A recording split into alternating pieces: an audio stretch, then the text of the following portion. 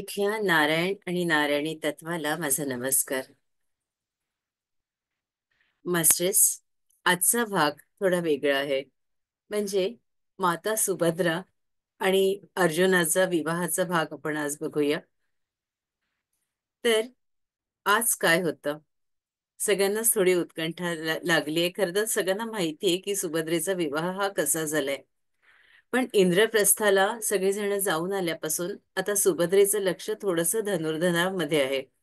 आणि ही बाब बरोबर रुक्मिणी माता ओळखतात की सुभद्रा तिथून आल्यापासून थोडी दुःखी आहे, हताश आहे, उदास आहे, कुणाशी बोलत नाही, काही नाही. नेमकं हिला काय झालंय ते आपल्याला कळतंय. कारण आपणही अ, हीच सल आपल्याही मनात होती आणि आपणही भगवंतापासून असंच विलग झालो होतो. नव्हे नव्हे, विलग नव्हतो झालो. भगवंत तर आपल्या हृदयातच होता. पण तसाच अर्जुनही सुभद्रेच्या हृदयात आहे. आणि ही बाब आता ही कुणालाच सांगत नाही, पण आपण मात्र ही ओळखलीये. पण ही स्वामींच्या लक्षात आली असेल का गड्या? स्वामी लक्ष देतील का या बाबतीत? आणि ह्या सगळ्या विचारात रुक्मिणी असतात. तेव्हा भगवंत त्यांच्या जवळ येतात. रुक्मिणी, अगं कुठले विचार करतेस? स्वामी, मला तुमच्याशी बोलायचंय. बोलायचंय? हो. मग बोल ना. प्रस्तावना कशाला? नाही, आज संध्याकाळी आपण सागर किनारी जाऊ आणि तिथे मी तुमच्याशी बोलीन. तुमचं किती लक्ष आहे घराकडे ते मला जरा बघायचंय. अच्छा, ठीक आहे. इतकी उत्कंठा वाढवतेस माझी? हो स्वामी, आज संध्याकाळी ठरलं. आणि मग दोघंही सागराच्या किनारी जातात. एका उंच खडकावर बसून सागराचा वेग, त्या लाटांशी बोलणं, हसणं, खेळणं जसं मातेचं असतं तसं आजही सुरूच असतं. आणि मग हळूच भगवंत विचारतात, अगं रुक्मिणी, किती ताणून धरणार आहेस? बोल की माझ्याशी. बोलते ना स्वामी. तुमचं लक्ष किती आहे? अगं कुठे? सुभद्रेकडे. आले का काही लक्षात? इंद्रप्रस्थाहून आल्यापासून सुभद्रा सतत धनुर्धराचा विचार करते. ती कुणाशीच बोलत नाही.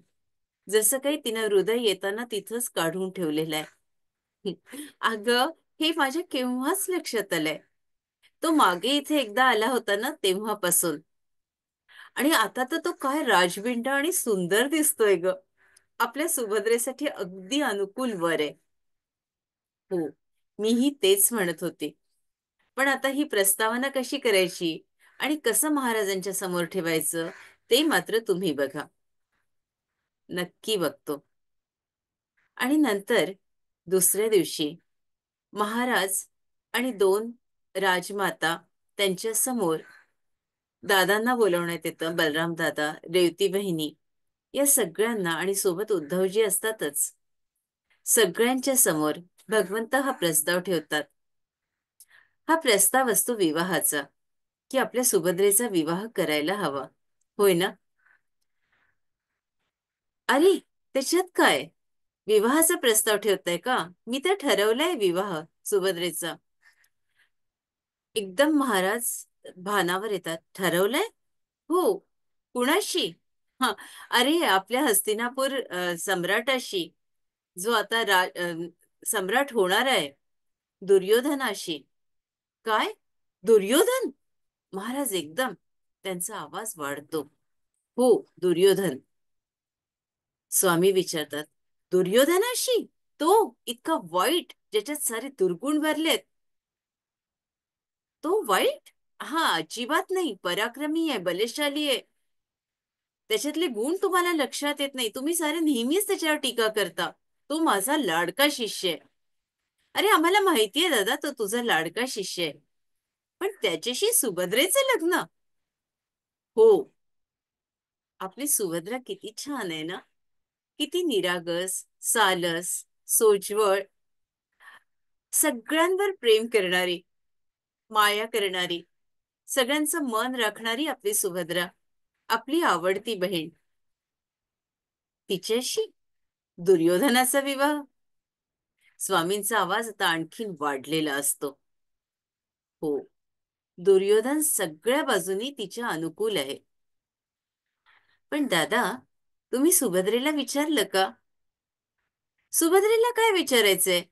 सुभद्रा ही माझ्या कन्येसारखी आहे आणि पित्याचा अधिकार असतो आपल्या कन्येचं भलं बुरं चाहण्याचा. तिला काय समजणार कोणाशी विवाह करायचा? तो विवाह मीच ठरवणार आणि हा विवाह ठरला आहे. आता आवाज आणखीन वाढलेला असतो. मग स्वामी म्हणतात, पण धनुर्धर का योग्य नाहीये? धनुर्धर अजिबात नाही. आता आणखीन दादा चिडला असतो आणि दादा म्हणतो, खबरदार आता धनुर्धराचं नाव घेतलं तर दुर्योधनाशीच तिचा विवाह होईल. आणि जर हा विवाह झाला नाही तर मी या बाबतीत कुठेच लक्ष देणार नाही आणि कुठल्याच बाबतीत सगळ्या ह्याच्यातून मी माझं लक्ष काढून घेईन, व्यवहारातून आणि राज्यकारभारातून सुद्धा. दादांनी तर आता सरळ सरळ एक आवाहनच दिलेलं असतं, आणि माझ्या मनासारखं झालं तर ठीक, नाहीतर मी माझा मार्ग, हेही दादांना सांगितलेलं असतं. लगेच स्वामी आपला आवाज बदलतात. ठीक आहे ना दादा, तू मोठा आहेस, तुझं म्हणणं आम्ही मानायलाच हवं. ठीक आहे, पण आपण असं करूया का, 3 महिन्यांचा कालावधी घेऊया. चालेल, 3 महिन्यांचा. हो, कारण म्हणजे आपल्या प्रतिष्ठेला, पदाला आणि तुम्हाला साजेसं असं लग्न व्हायला हवं ना. सुभद्रा तर आपली लाडकी बहीण आहे, मग तिचं लग्न किती थाटात व्हायला हवं, किती मोठ्या प्रमाणात आपल्याला करायला हवं. सगळे राजे महाराजे आपण बोलूया आणि खूप सुंदर धूम धडाक्का या लग्नाचा होईल. खूप मोठं लग्न हे होईल. सगळ्यांचे डोळे दिपून जातील असं बलराम दादाच्या बहिणीचं म्हणजे सुभद्रेचं लग्न होईल. आणि आता तर बलराम दादाला आणखीनच चिव येतो. हो हो, माझ्या बहिणीचं लग्न हे असंच व्हायला हवं. आणि बलराम दादा खूप गोड हसतात. स्वामी मात्र, त्यांच्या मनात काय असतं हे रुक्मिणीला सगळं कळलेलं असतं. 3 महिन्याचा अवधी का घेतला हे ती चांगलंच जाणते. आणि आता ती महालात येते. स्वामी, बरं केलं 3 महिन्याचा अवधी घेतलाय ते. हो, मी आता सुभद्रेशी बोलते. हो, पण सुभद्रेला हे सांग, तिच्याशिवाय उद्धवाशिवाय ही बात कुठेच जाणार नाही. नक्कीच. आणि मग सुभद्रेला बोलवण्यात येतं. आज नेमकं काय झालं, काय ठरलं हे तिला सांगण्यात येतं.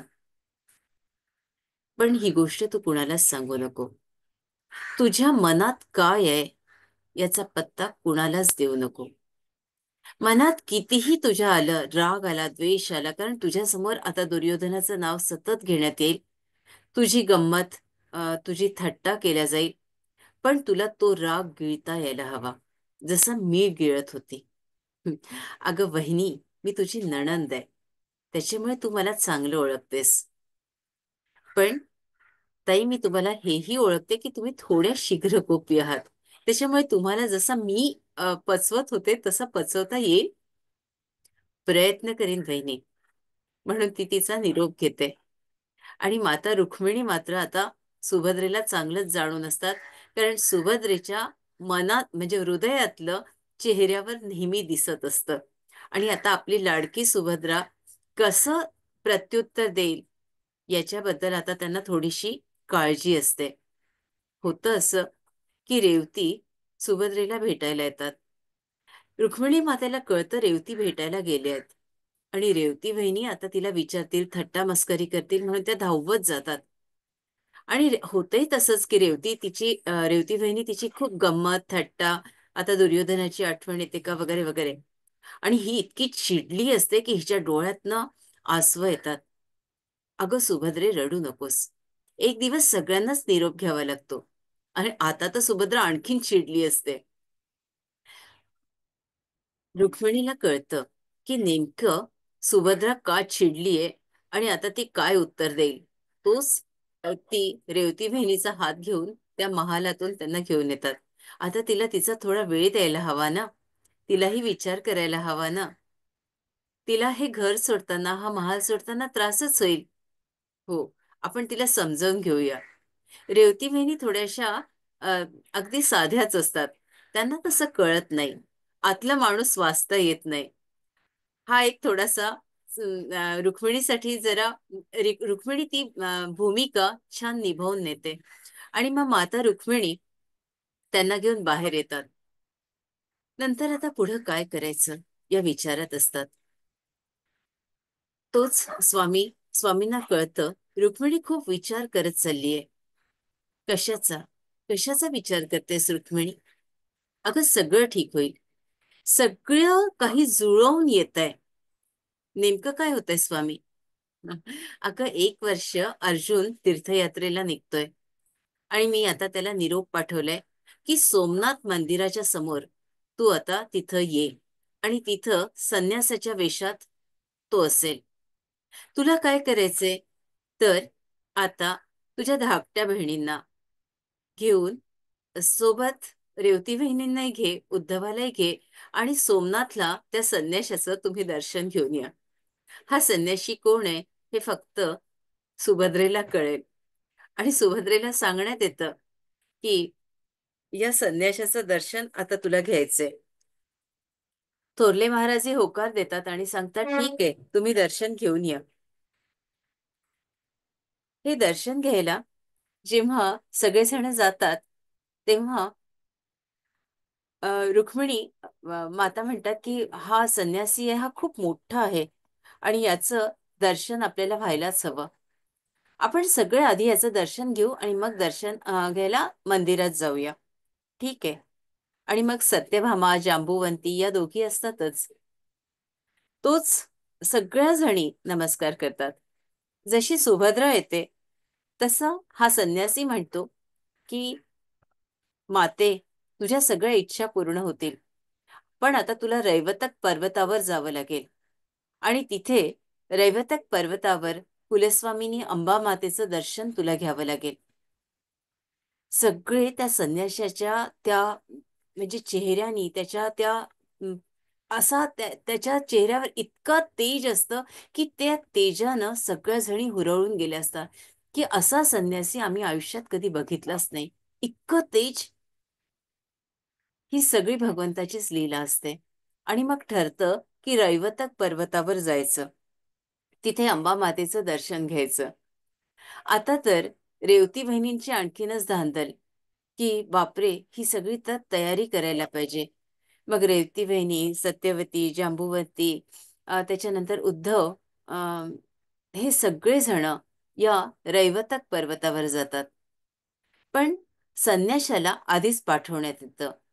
आणि ही बातमी सगळीकडे दिल्या जाते की संन्यासी तिथे आपली तपश्चर्या करायला आले आहेत.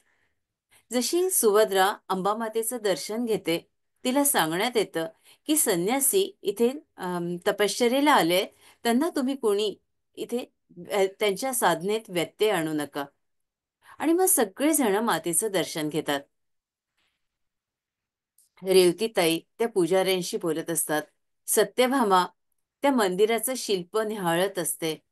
सगळेजण कुठल्या ना कुठल्या कामात गर्क असतात. इथे कृष्ण, सुभद्रा आणि माता रुक्मिणी मात्र पटापट पटापट त्या पर्वतावरून खाली येतात. खाली येताच एक पांढरा शुभ्र रथ असतो. तो पांढऱ्या शुभ्र घोड्यांचा रथ तिथे त्यांच्या जवळ येतो. अर्थातच त्याच्यात संन्यासी असतो. संन्यासी खाली वाकून भगवंताला आणि मातेला नमस्कार करतो. एक कटाक्ष सुभद्रेकडे टाकतो. भगवंत म्हणतात, पार्थ, तू मागे बस. रथाचं जे सारथ्य आहे ते सुभद्रा करेल. तुम्हाला कळलं असेल नेमकं भगवंतांना काय म्हणायचंय, की पार्थानं पळवून नेलं नाही, सुभद्रेनंच पार्थाला नेलंय. हा संदेश भगवंताला द्यायचा असतो की माझी बहिणीनं हा रथ चालवला. विवाह तिच्या मनानं होतोय, तिनं निर्णय घेतलाय. किती मोठ्या गोष्टी आहेत ना या प्रत्येक एक एक जसं जसं आपण गोष्ट घेतो त्याच्यामागे किती भगवंताचा खोल तत्वज्ञान आहे. आणि रथाचं सारथ्य हे सुभद्रा करते, म्हणजे आळ अर्जुनावर येणार नाही. आणि नंतर हळूहळू थोडा वेळ तिथे कृष्ण आणि रुक्मिणी घालवतात, बसतात. आणि थोडा वेळ घालवल्यानंतर त्यांना आता जाणीव होते की रथ पुष्कळच पुढे गेलाय, आणि पुढचे पत्ते, पुढचा रस्ता, कोणाला भेटायचंय, कसं जायचंय, तो गुप्त मार्ग पार्थाला आधीच सांगण्यात आलेला असतो आणि सुभद्रेलाही देण्यात आलेला असतो. याची खात्री दोघांनाही होते की आता रथ व्यवस्थितपणे मार्गाला लागलेला आहे. आणि आता रुक्मिणी आवाज देतात, अगदी जीव घेणा आवाज, की काहीतरी झालंय, ही तर गेलीये सुभद्रा. धावा धावा, संन्यासी संन्यासी, रथ रथ, धावा धावा. मला सुचत नाहीये, समजत नाहीये काय झालंय ते. अरे धावा रे. भगवंत कुठेतरी दाखवतात आपण व्यस्त आहोत असं. आणि तोच रेवती वहिनी सत्यभामा धावत येतात. रुक्मिणी, अगं तुला चक्कर आलीये, पाणी घे. काय झालं, काय झालं, घाबरू नको, अगं सांग ना काय झालं. वहिनी, तो रथ, सुभद्रा, संन्यासी, अगं काय झालं, घाबरू नको, सांग.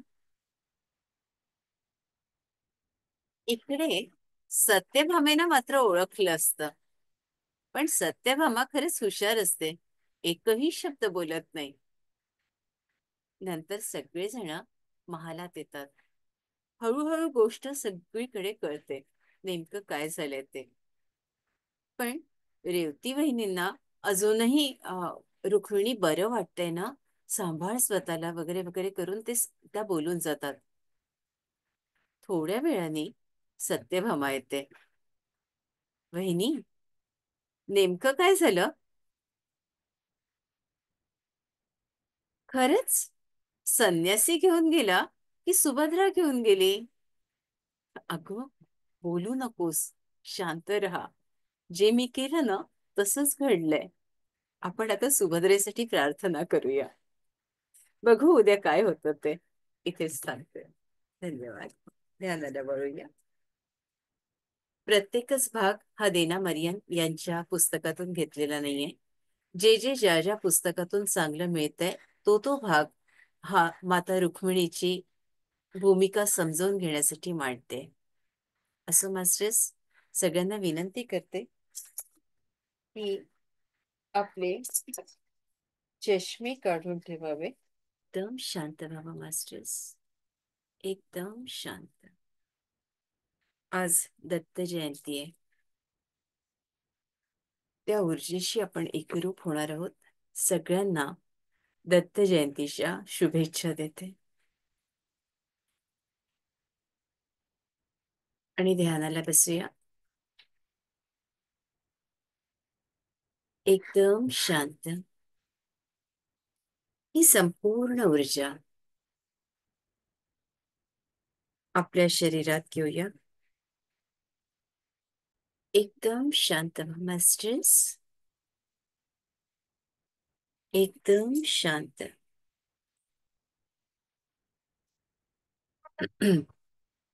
सगळ्यांनी कृपया आपले व्हिडिओ सुरू ठेवावे.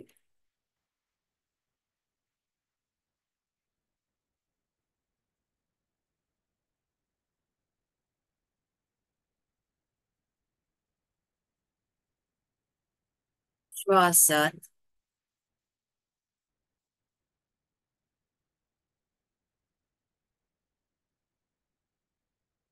या क्षणी ब्रह्मा, विष्णू आणि महेश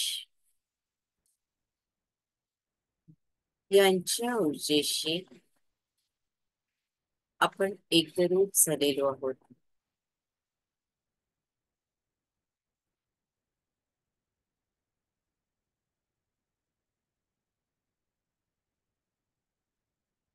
मास्टर्स,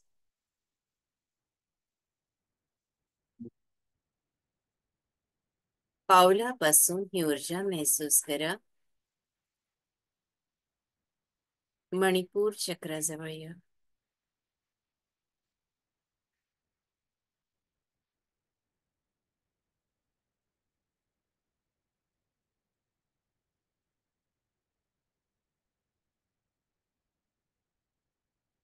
श्री गुरुदेव दत्त. श्री गुरुदेव दत्त. श्री गुरुदेव दत्त.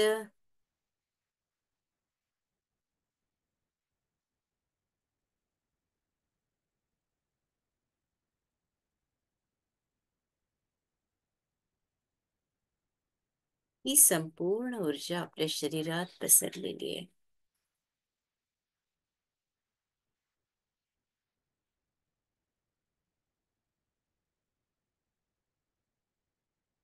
आवाहन करते.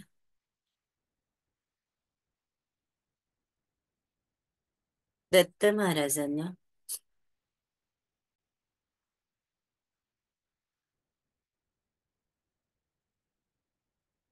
आणि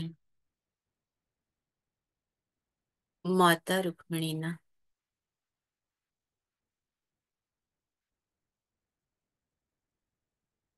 अजून शांत व्हा मास्टर्स. आपल्या हृदयात या.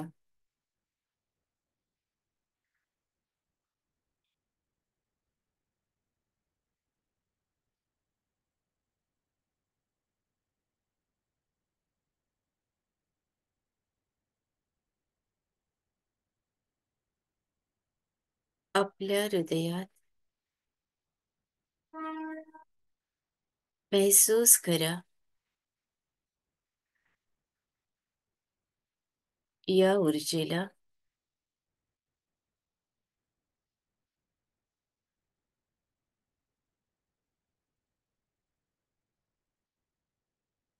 ही ऊर्जा आपल्याला खोल खोल घेऊन जाते.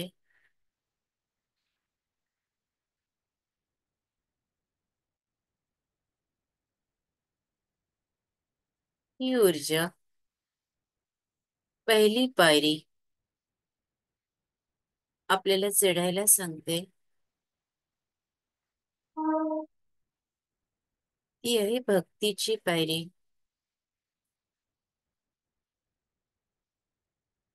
भक्ती, परमेश्वरावर श्रद्धा, निष्ठा, विश्वास.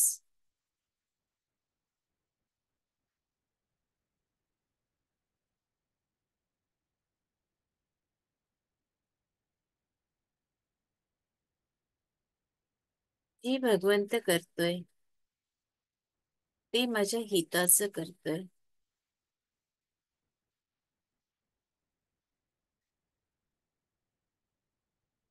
तो सतत माझी काळजी घेतोय. मला जपतोय. अगदी लहान लेकरागत जपतोय मला. माझा भगवंत, माझा गुरु, माझा बाप आहे, माझी माय आहे, माझं सगळं आहे.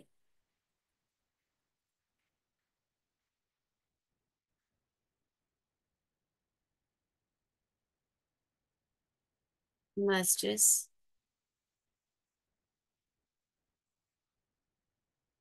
पूर्णपणे कनेक्ट व्हा.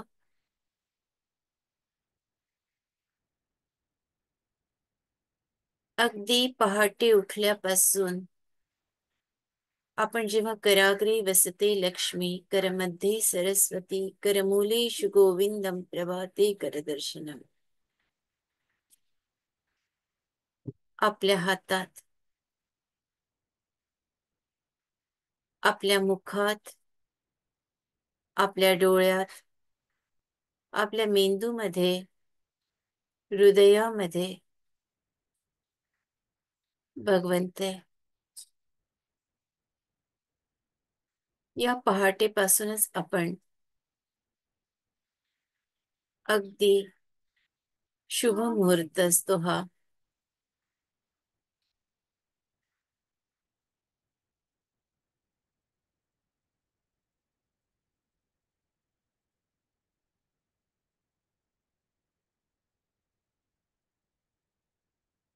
3:30 वाजतापासून ते 5:30 वाजेपर्यंतचा काळ ब्रह्ममुहूर्त. या मुहूर्तापासूनच आपण त्याच्याशी जोडले जातो.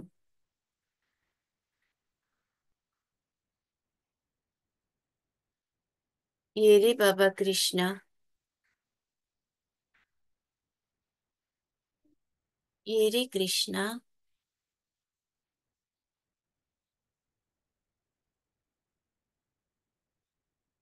एक हाक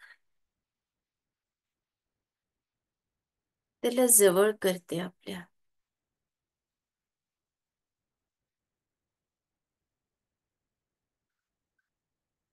आणि मग प्रत्येक गोष्ट आपण भगवंतासाठी करायला लागतो.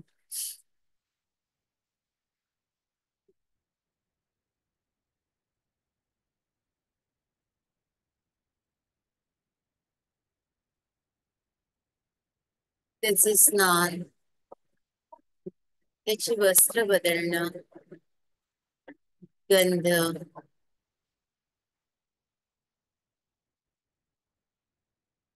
त्याला फुलाची आरास करणं,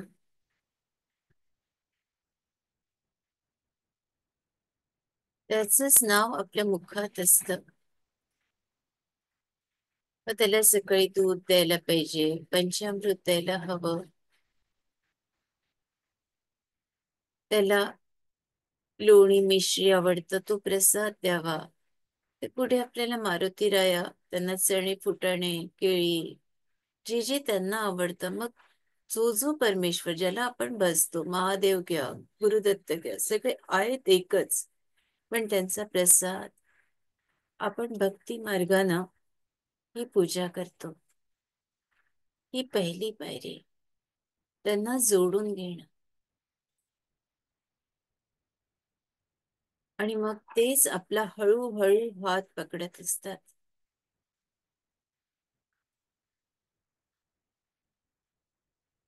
पुढच्या पुढच्या पायरीकडे आपल्याला घेऊन जातात. नामस्मरण सतत सुरू असतं. प्रत्येक हृदयाच्या ठोक्याबरोबर, स्पंदनांबरोबर वाहत असतो आपण नामस्मरणाच्या गंगेमध्ये. स्वतःला पवित्र करत असतो.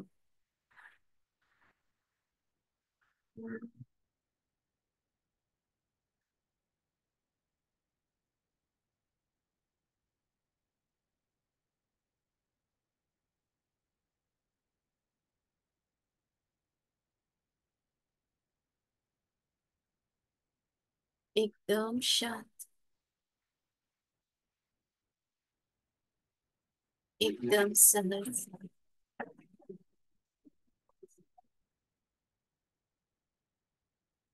ज्ञान मिळवत असतो. ही दुसरी पायरी, भक्ती, ज्ञान,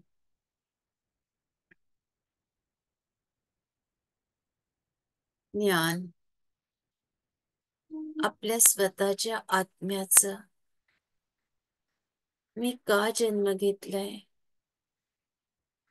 काही तर कारण आहे ना. प्रत्येकाच्या जन्माच.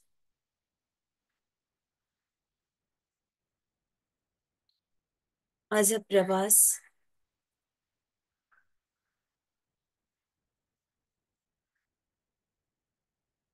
मी कोण होते,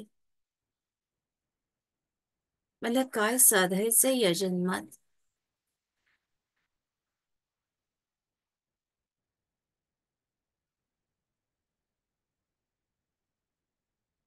नदीसारखा प्रवास आपल्याला करायचा असतो.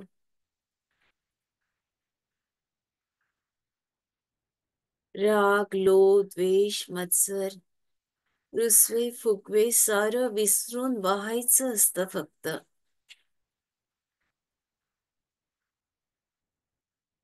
हे ज्ञान आपल्याला होतं.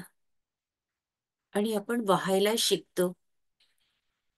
आनंदानं जगायला शिकतो प्रत्येक क्षण. कारण आनंदानं जगल्याशिवाय ज्ञान मिळत नाही.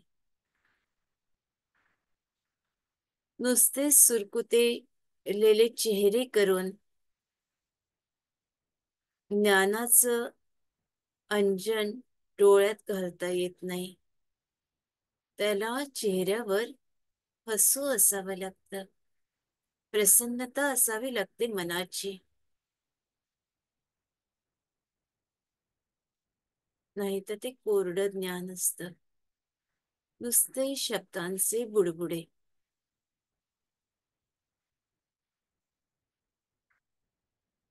किती उतरलं आत, किती झिरपलं तर काही नाही. पुढचं पाठ मागचं सपाट. आपल्यावर त्याचा माणूस म्हणून किती परिणाम झाला हे खूप महत्वाचं आहे. नाही तर नुसतेच हेवे दावे, नुसतेच रागलोभ आणि मी अहंकार. हा येतो ज्ञानातून. आलाय का? आला असेल तर याच क्षणी तो अहंकार आपल्याला आपल्या काढता यायला हवा. कारण आपल्याला नदी व्हायचं असतं, खळखळत व्हायचं असतं, सागराच्या मिलनासाठी जायचं असतं. शांत शांत होत चला.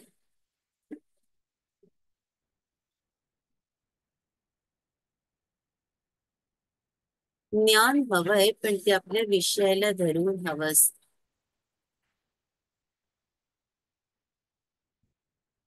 आपली अध्यात्माची उंची वाढवणारं ज्ञान, आपल्यातील ऊर्जा वाढवणारं, आपल्याला एक चांगला मार्ग दाखवणारं असं ज्ञान. मग ते ज्ञानच दीपस्तंभ होतं आपलं.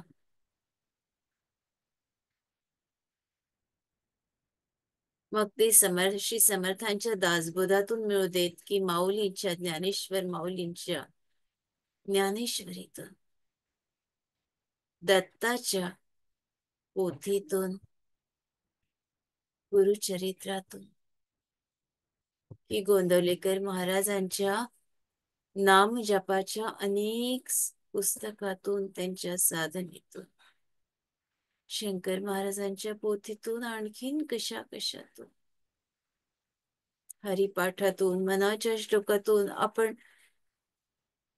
स्वतःला, स्वतःच परीक्षण करत जावं. कारण नुसतंच पोथी वाचून, पोथी पढी पढी जग मुआ, पंडित भयान कोय, ढाई अक्षर प्रेम का पढी वही पंडित होय. किती सुंदर कबीरानं सांगितलंय. कारण शेवटी सगळ्यात महत्वाचं असतं ते प्रेम, आणि आपण फक्त त्याचं नाटक करतो, आत काहीच नसतं. या पायरीवर आपल्याला स्वतःला, सगळ्यांना विचार करायचा आहे. या ज्ञानाच्या पायरीवर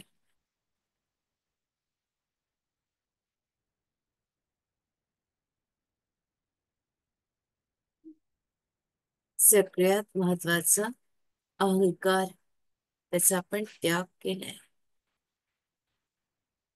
हृदयात फक्त प्रेम आहे, प्रेम आणि प्रेम.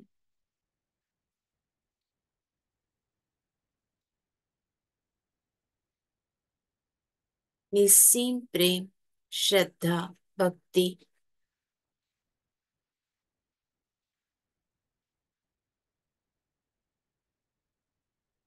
विश्वास.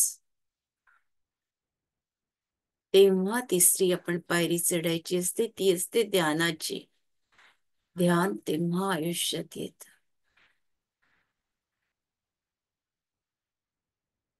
ध्यान ही जादूची काडी आहे,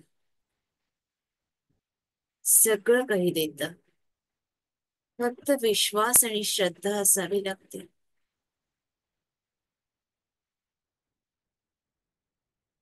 या क्षणी आपण गहऱ्या ध्यानात गेलात मास्टर्स,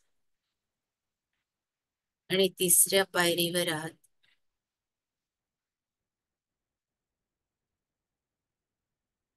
जी प्रचंड ऊर्जा देते आपल्याला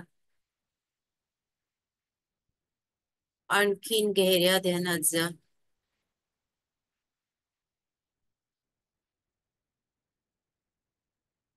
कारण ध्यानात सगळीच उत्तरं मिळतात. अनेक जन्माचं पुण्य असतं, तीच मंडळी ध्यानात येतात.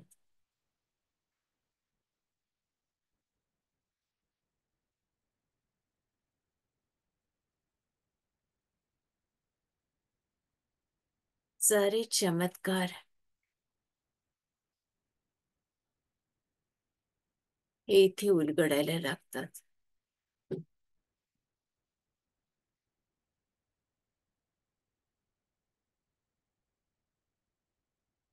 आणखीन शांत खोल खोल उतरा या ध्यानामध्ये.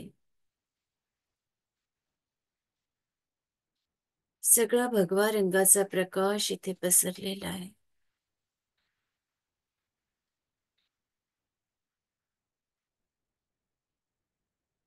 मधोमध दत्त महाराज आहेत, माता रुक्मिणी आहेत, भगवंता सवे. अजून शांत आणि स्थिर होत चला.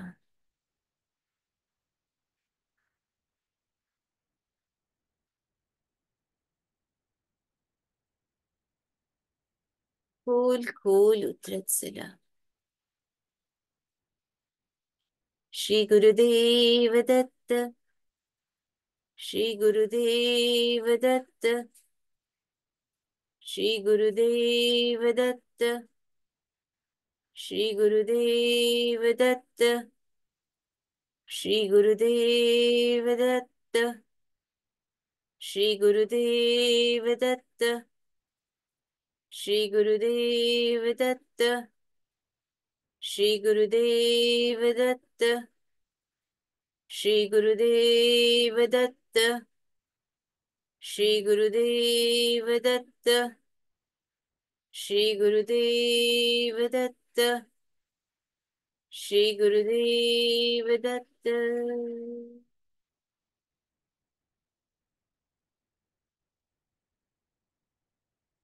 ही ऊर्जा प्रचंड वाढलेली आहे. या क्षणी आपण या ऊर्जेशी पूर्णपणे एकरूप झालात. स्पंदनांना महसूस करा मास्टर्स.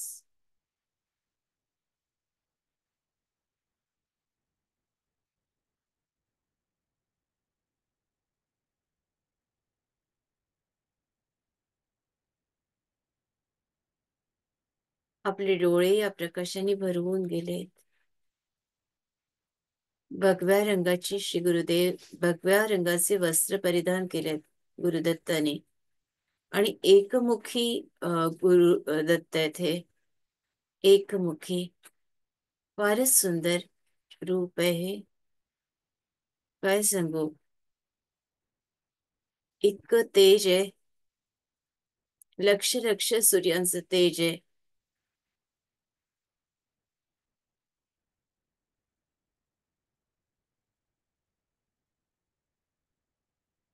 त्यांच्या पावलापासून लक्ष द्या मास्टर्स.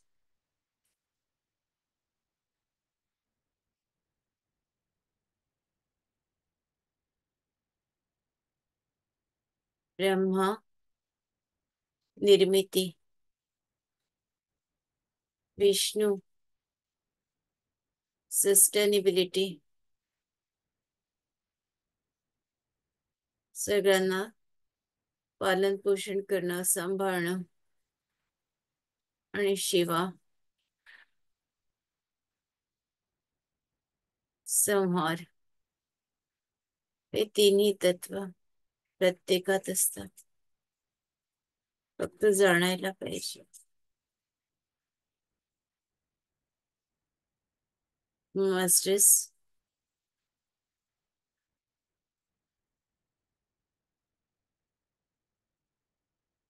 ही जी ध्यानाची पायरी आहे, सगळे संत महंत गुरु परमेश्वर सारे सगळेच ध्यानात मग्न असतात.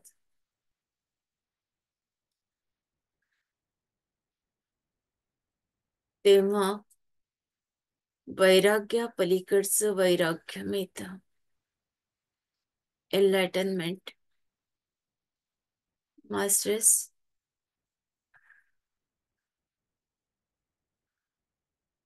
ब्रह्मानंदाची स्थिती म्हणतात.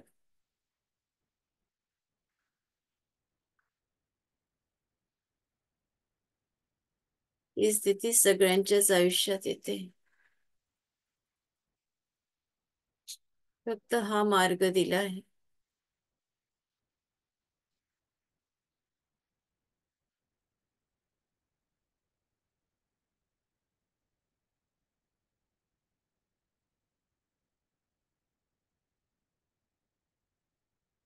प्रचंड ऊर्जा वाढली.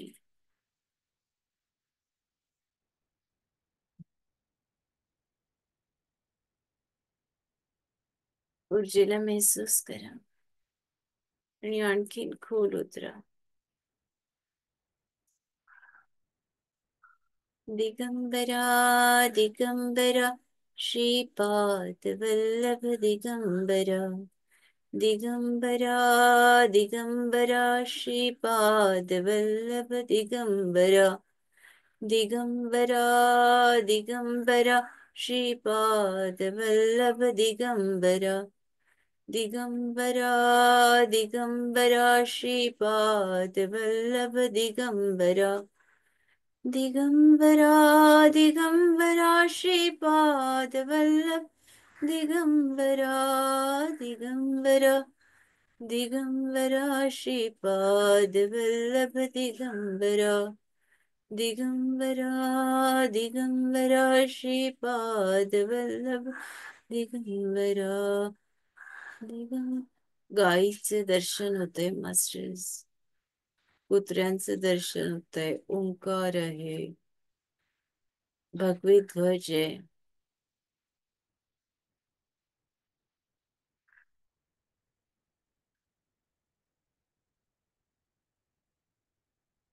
खूपच सुंदर गाय आहे. मोठी सुंदर स्वर्गातून उतरलेल्या गायी जशा असतात ना, लाल रंगाची गाय. दिगंबरा दिगंबरा श्रीपाद वल्लभ दिगंबरा. दिगंबरा दिगंबरा श्रीपाद वल्लभ दिगंबरा. जटेतून गंगा मैया वर जातात. एकदम वर.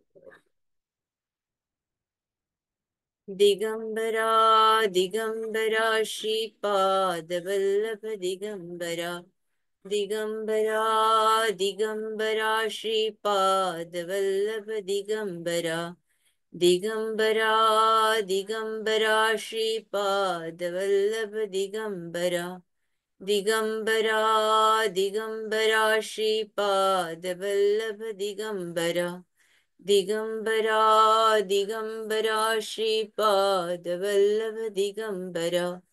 दिगंबरा दिगंबरा श्रीपाद वल्लभ दिगंबरा. दिगंबरा दिगंबरा श्रीपाद वल्लभ दिगंबरा.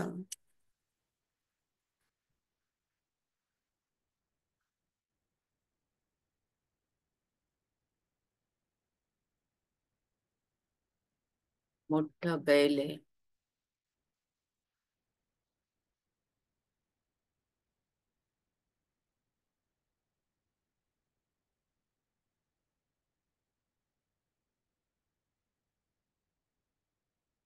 आणि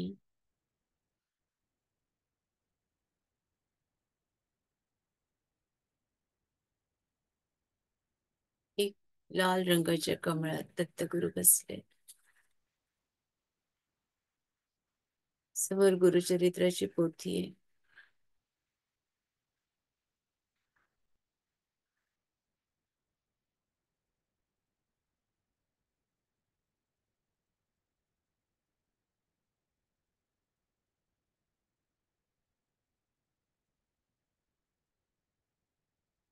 मास्टर्स अजून खोल, अजून खोल,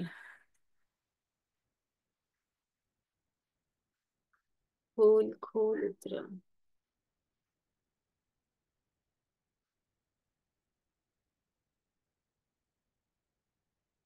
ही जी अवस्था आहे ही सगळ्यांना मिळू शकते, फक्त श्रद्धा आणि विश्वास.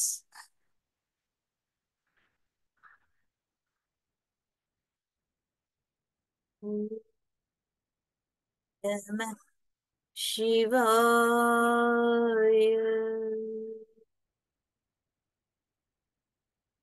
ओम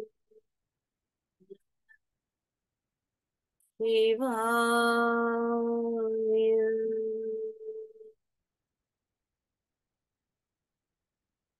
ओम नमः शिवाय.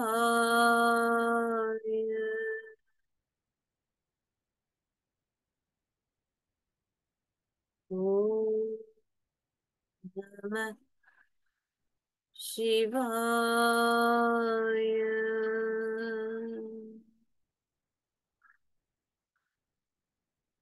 ओम नमः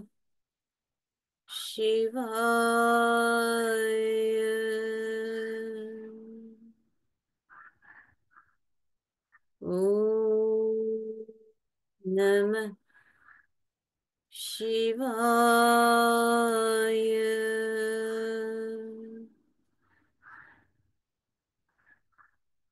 ओम नमः शिवाय. ओम नमः शिवाय.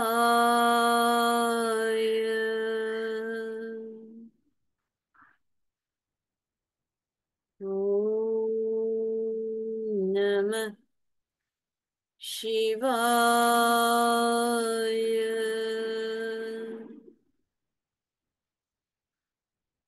ओम नमः शिवाय.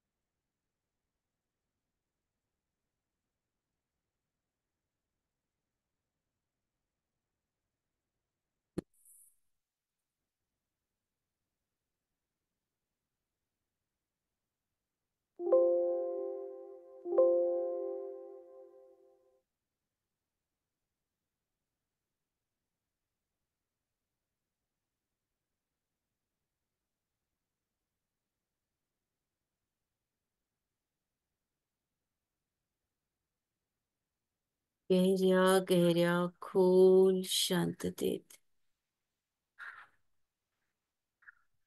एकदम गहरी शांतता.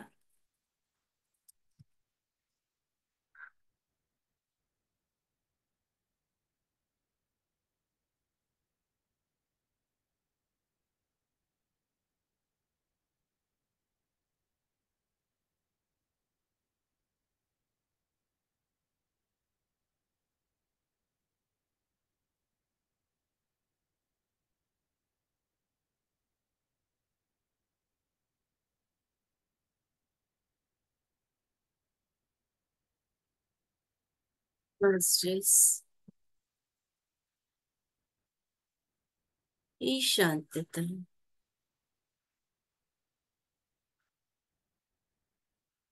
मनाला आनंद देणारी,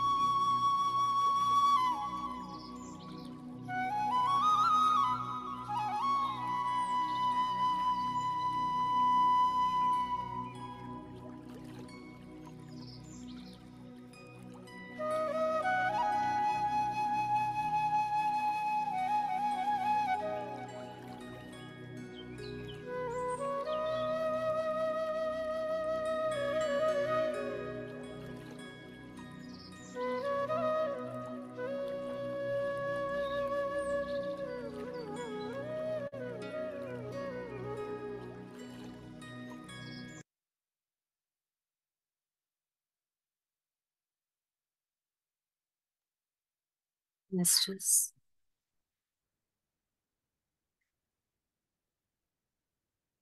एक दिव्य अनुभूती आपण सगळ्यांनी घेतली आहे. आपल्या हातात फुलांची सुंदर अशी पुंजळ आहे.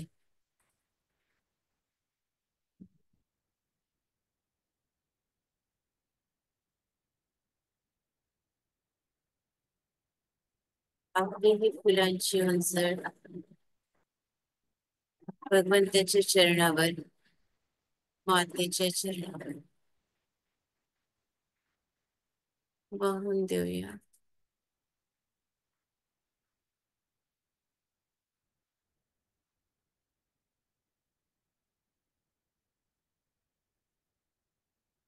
दंडवत प्रणाम.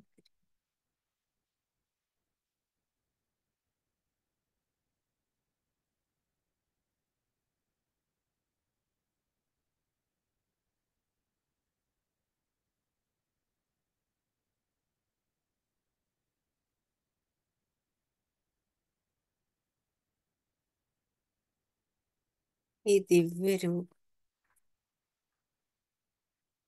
आपल्या डोळ्यात साठवूया,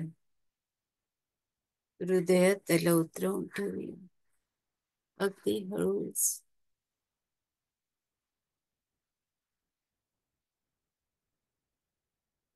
मास्टर्स, श्वासावर यावं. कुठेही घाई करू नये.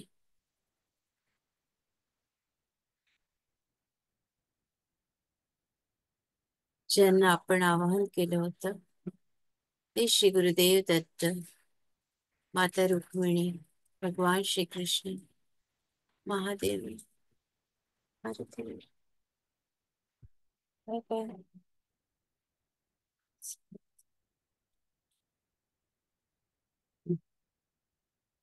मास्टर्स, चैतन्य भैया,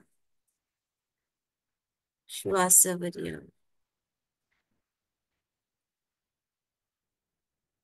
इतकी ऊर्जा आहे मास्टर्स की तुम्हाला जर असं वाटेल हे ध्यान झाल्यानंतर की झोपून जावं तर झोपून जा.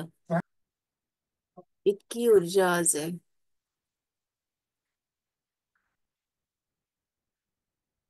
दोन्ही हात आपल्या हृदयावर घ्यावे. ही ऊर्जा सेटल झाली आहे, स्थिर झालेली आहे. दोन्ही हात आपल्या डोळ्यांवर. 5, 4, 3, 2, 1. या विश्वाला आशीर्वाद. या विश्वाचं कल्याण होतंय. या विश्वात सगळे ध्यानी, ज्ञानी, शाकाहारी आहेत. सगळे शेतकरी, शेतमजूर, कामगार, कारागीर, सैनिक, इथल्या मुली, स्त्रिया, गाई, वासरं, पशु पक्षी, धरणी माता सगळे आनंदित आहेत, सुखी आहे. कल्याण असतं, कल्याण असतं, कल्याण असतं. डोकं जड झालंय आपलं. तथास्तु, तथास्तु, तथास्तु. थोडं टॅपिंग करा डोकं. मानेला,